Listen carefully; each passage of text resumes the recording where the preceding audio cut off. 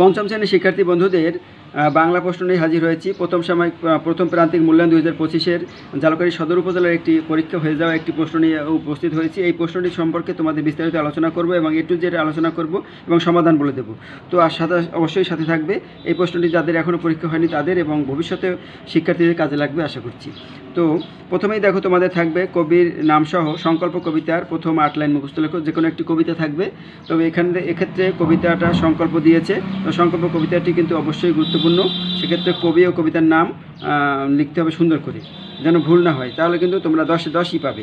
2 নম্বরে প্রদত্ত শব্দগুলো দিয়ে শূন্যস্থান পূরণ করে। এখানে 5টা শব্দ দেওয়া রয়েছে, 1 2 3, সেই 5টা দিয়ে শূন্যস্থান পূরণ করতে হবে। দেশ হলো মায়ের মতো, দেশ হলো মায়ের মতো, এটা হবে দেশ।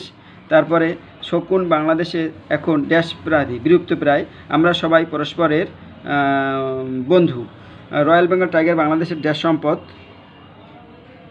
অমূল্য সম্পদ। তারপর ড্যাশ পতনের মূল, অহংকার পতনের মূল। তারপর দেখো 3 নম্বরে থাকবে কি রচনামূলক প্রশ্নের উত্তর দাও। যে কোনো 3টি প্রশ্ন, এক একটা প্রশ্নের 4 মার্ক করে থাকবে। দেশ হলো মায়ের মতো, দেশকে আমরা মায়ের সঙ্গে তুলনা করা হয়েছে কেন, এটা 4টি বাক্যে লিখলেই হবে। কবি বদ্ধ ঘরে থাকতে চান না কেন, 3-4টি বাক্যের মধ্যে লিখলেই হবে।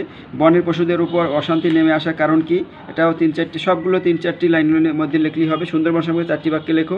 বিশ্বজোড়া পাঠশালা মোড়, এ কথার অর্থ লেখো। তারপর দেখো সংক্ষিপ্ত প্রশ্নের উত্তর দাও, যে কোনো 4টি।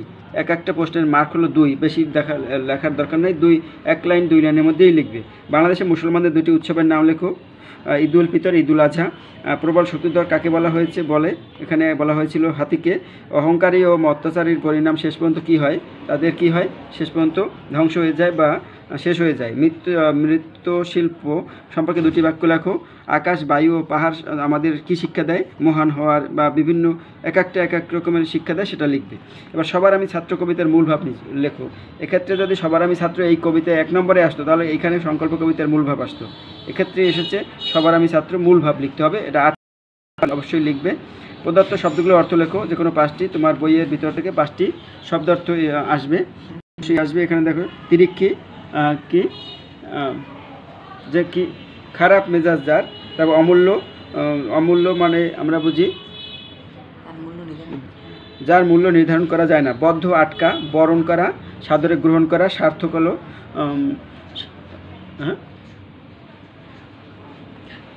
সফলতা অর্জন করা। স্বজন, আত্মীয় স্বজন, আত্মীয়, বেলাভূমি, বালুময় স্থান। এভাবে তোমরা শব্দার্থগুলো তোমরা বই থেকে সুন্দর করে মিলিয়ে নেবে। নিচের শব্দগুলো দিয়ে বাক্য তৈরি করো। যে কোনো 5টি এখানে বাক্য তোমরা তৈরি করবে, এটা তোমরা পারবে। এখানে যা যা রয়েছে দেখে নাও। ক্রিয়াপদের চলতি রূপ লেখো, এগুলো তোমরা পারো। ছুটিতেছে, ছুটছে, বসিয়া, বসে, তুলিয়াছে, তুলছে, ভাবিয়াছিলাম, ভেবেছিলাম, দেখিতেছিলাম, দেখছিলাম, দেখিব, দেখব, যাইতে, যেতে। তারপর দেখো ঠিক উত্তরটি বাছাই করে উত্তরপত্রে লেখো। এখানে 9 নম্বর কী লিখবো, 9 নং প্রশ্নের উত্তর দিয়ে ক নম্বর দিয়ে সঠিক উত্তরটা লিখলেই চলবে। যেমন কোন পাখি ক্ষতিকর আবর্জনা খেয়ে পরিবেশ পরিচ্ছন্ন রাখে, শকুন। তারপর দেখো যে ক্যাঙ্গারু বললেই মনে পড়ে অস্ট্রেলিয়ার কথা। বিজু কাদের উৎসব, চাকমাদের, সঠিক উত্তরটা লিখলেই চলবে। মুন্সি আব্দুর রব কী বলেন, কী ছিলেন, ল্যান্স নায়েক। এক সময় সুন্দরবনে কোনটি প্রচুর ছিল, গন্ডার। তারপর দেখো 10 নম্বরে নিচের অনুচ্ছেদটি পড়ে কে কী কোথায় কীভাবে কেন কখন শব্দগুলো ব্যবহার করে 5টি প্রশ্নবোধক বাক্য তৈরি করবে। WS কোশ্চেন ইংরেজিতে যেমন করো সেরকম বাংলায় রয়েছে, এটা তোমরা করে নেবে। আর 11 নম্বরে নিচের প্রশ্নগুলো যুক্তিবর্ণগুলো ভেঙে দেখাও এবং প্রতিটি বর্ণ দিয়ে একটি করে শব্দ তৈরি করো। এখানে 5 মার্কে 5টা। শয়নাশনা, মধ্যাহ্নস মধ্যাহ্নস যোগ মধ্যাহ্ন, এখানে কৃষ্ণ। খেউ, ক যোগ মধ্যাহ্নস পরীক্ষা, এটা উমগাঙ্গা, উমযোগ গ, এক্ষেত্রে বঙ্গ। 6টা 8টা, সযোগ ট কষ্ট। 9 দেওয়ান্দা, ন যোগ দ, এক্ষেত্রে হইতে পারে আনন্দ।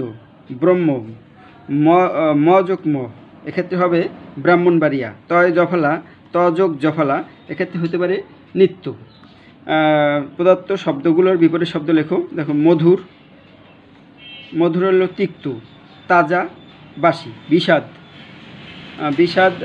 বিষাদ আনন্দ। সুর, বেসুর। অসীম, সসীম। মুক্ত, স্বাধীন। কঠিন, সহজ। এক কথায় প্রকাশ করো যে কোনো 5টি। যারা বাংলা ভাষায় কথা বলে বাঙালি। তারপর মাঠে গরু চড়ায় যে রাখাল। বিদেশে থাকে যে প্রবাসী। বরণ করার যোগ্য, বরণীয়। বেশি কথা বলে যে বাচাল, অহংকার নেই যার নিরহংকারী। এবার দেখো 14 নম্বরে থাকবে একটি ফর্ম পূরণ। ফর্ম পূরণে যদি নাম দেওয়া থাকে সেক্ষেত্রে এই নামই ব্যবহার করতে হবে, স্কুলের নাম দেওয়া থাকলে স্কুলের নাম এইটাই দিতে হবে, যদি না দেওয়া থাকে তাহলে নিজের তথ্য দিয়ে পূরণ করতে হবে, এইটা অংশটা দিতে হবে। আর শেষে শিক্ষার্থীর নাম, এই জায়গায় প্রতিযোগীর নাম এইটা শেখে দিতে হবে, যদি তোমার নাম হয় তোমার নাম দেবা। আর 15 নম্বরে যে কোনো একটি বিষয়ের উপর 150 শব্দের মধ্যে পত্র রচনা লেখো। এখানে 4টি দেওয়া রয়েছে। একটি আমাদের দেশ, সুন্দরবনের প্রাণী, আমার বিদ্যালয়, প্রিয় খেলা, এই সম্পর্কে একটি রচনা লেখো। তোমাদের এলাকায় রচনা ভিন্ন আসতে পারে। তো আশা করি তোমরা সবাই বুঝতে পেরেছো। ধন্যবাদ বন্ধুরা।